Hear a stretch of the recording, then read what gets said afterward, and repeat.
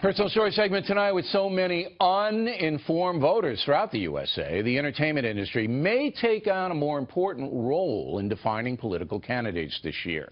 By that I mean, if you don't know anything, well, you're not watching this program. You're watching shows that are fun and maybe that mock certain candidates that might influence your vote. Saturday Night Live did this over the weekend. Heads are spinning. They say Trump and his trumpeters are right-winging, bitter, clinging, proud clingers of our guns, but he can kick ISIS ass because he commands fire. I hope nobody's allergic to nuts, because we got a big one here. She's 2 Corinthians short of a Bible. We turn on the news every morning and are shocked to see we're not even on it because we've been replaced by immigrants like Geraldo Rivera. She's fun. She just says whatever she wants. It's like her mouth starts driving before her brain gets in the car. Joining us now from Washington, Lisa Booth, and in New York City, Lee Carter. Both are communications experts. So, Ms. Carter, we'll begin with Bill. you. Hello. Do you think that Saturday Night Live has any effect at all on voting patterns?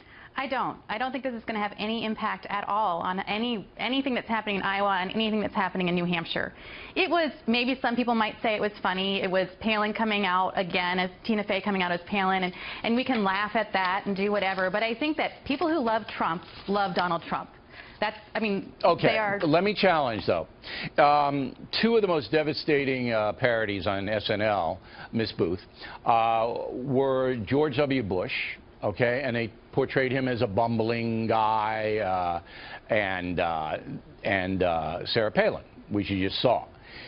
I'm telling you, I think that in some people's minds, they take on that persona. They don't feel that Bush is a smart guy and that Palin's a blithering idiot. Do you disagree?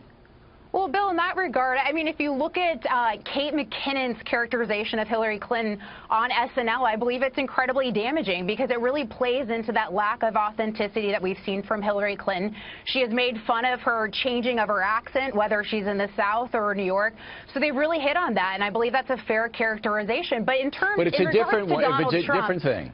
Okay, well, go ahead.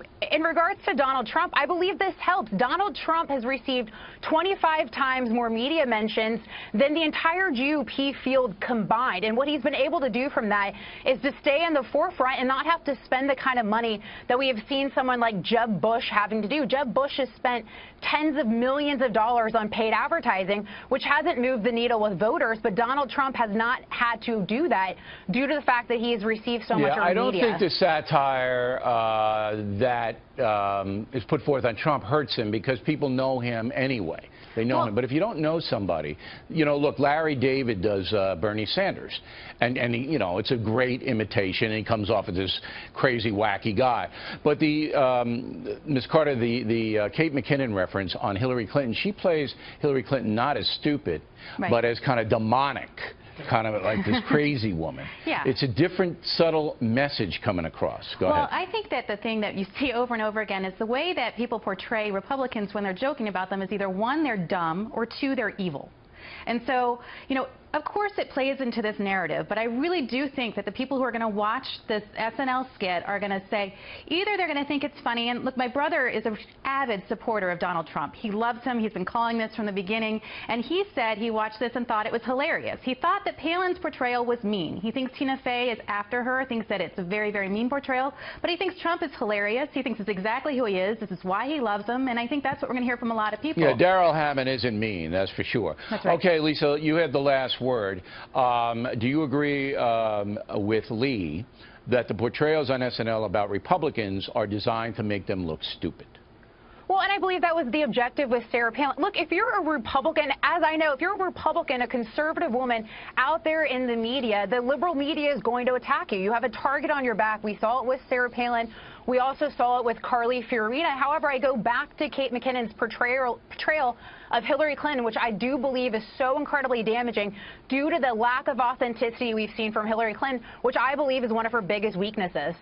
All right, so you're both agreeing with me that uninformed voters watching this kind of entertainment, that might stick in their head, right? Last word, yes, no, no? I think Sometimes. but it's minimal. It's minimal. I don't Minimal. believe it's going to have a huge impact. All right, but you wouldn't believe how uninformed some of these voters are. Unfortunately, Jesse Waters, yeah.